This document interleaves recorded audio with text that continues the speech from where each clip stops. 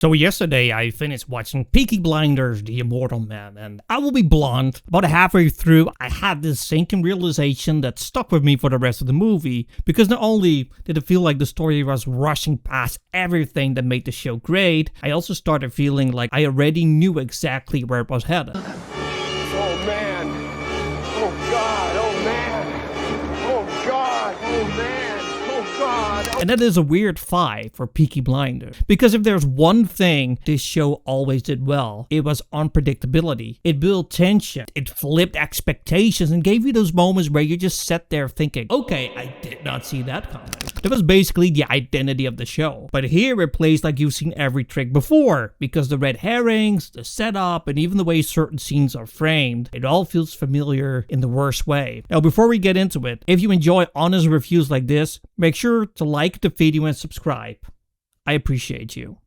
To be fair, the movie actually started in a way that I liked, because we get this more isolated version of Tommy Shelby. He has stepped away from that life. He's more secluded, writing a book, reflecting on himself, clearly weighed down by everything he has been through. And that version of him actually feels earned, almost in a poetic way, when you think about everything that he has lost along the way. Wow.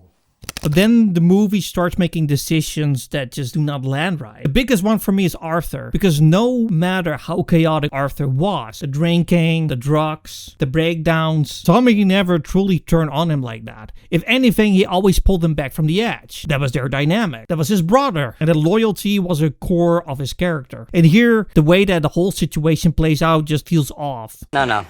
He's got a point. Not shocking in a good way, but just misaligned with the Tommy we have followed for years. Then there's Ada. And again, it's not even about what happens, it is how fast and weightless it all feels. Because there's no time to process it. It just happens, and before it can land, the movie is already moving on. And what really stood out to me is that after that moment with Ada, I genuinely forgot about it like 5 minutes later. And by the time I reached the end of the movie, I had pretty much forgotten about her entirely.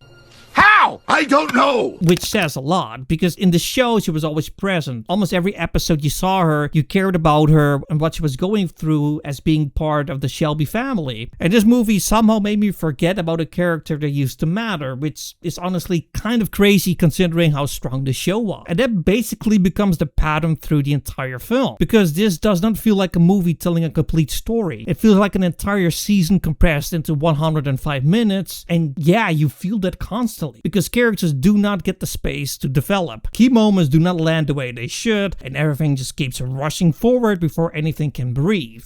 Not a great plan. It genuinely feels like your brain is still processing scene 1 while the movie has already jumped to scene 5. Take Duke, for example, played by Barry Keoghan. Great actor, seriously. And you can clearly see what they are trying to do with him, setting him up as this next generation, someone who could carry things forward, but he's given barely any room to actually become a fully realized character. You understand the direction, you also see the intention, but it just never fully gets there. And this is exactly where that earlier realization really kicks in. Because remember when I said halfway through the movie, I already felt like I knew where it was going? This is the point where that becomes obvious. Because the structure, the setups, the red herrings even, it all starting lining up in a way that feels very predictable. And for a show like Peaky Blinders, that is a serious problem.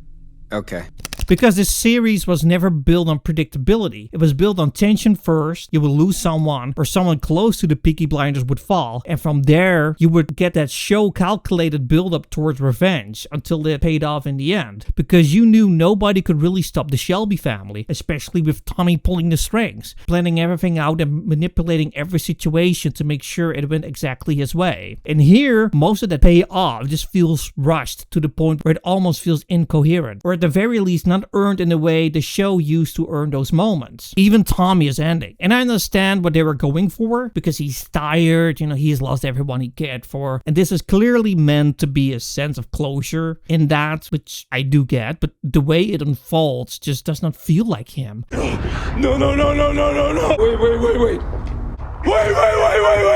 Because this is Tommy Shelby, a man who always stayed in control, always had a plan, always moved on his own terms. And here it feels less like a final decision and more like the story deciding it is time to wrap things up. What do I have to do to make people fucking listen to me? Even that moment with his son feels more uncomfortable than powerful. Not tragic in a meaningful way. It just feels completely off. And that is the best word I can use for this entire movie. It is not terrible, but it feels incomplete. Like everything has been narrowed down compared to a show they used to take its time and let things breathe. Because when you think about what made Peaky Blinders work, it wasn't just the story, it was the characters. Because even smaller roles had depth. You understood them, you remembered them, and here most of that is either missing or heavily reduced. By order of the Peaky Blinders.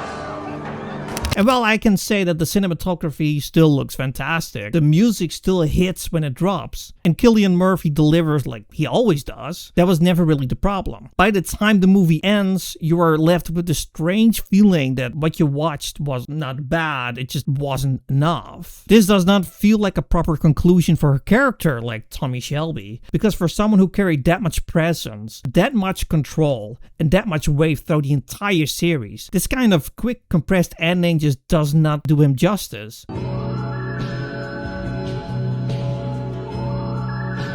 It genuinely feels like they ran out of time or budget. And that is the biggest issue here, because this is Peaky Blinders, not a random action film like you rushed through in under 2 hours. This is a story that was built upon patience and build up and payoff, and squeezing all of that into a movie was always going to feel incomplete. This should have been another season. We needed more depth and more time with these characters, especially Duke, to actually grow into something meaningful, because squeezing it all into a movie leaves way too much on the table. And now with Tommy gone, and most of the core characters gone with him, it is honestly hard to see what would even pull you back into this world. So yeah, this is my take. The Immortal Man is not a terrible ending. It is just not the ending that this show deserves. So I'm curious, does this movie actually give Tommy Shelby the send-off he earned? Or do you agree that this should have been a full season instead? Let me know in the comments. And as always, thank you for watching.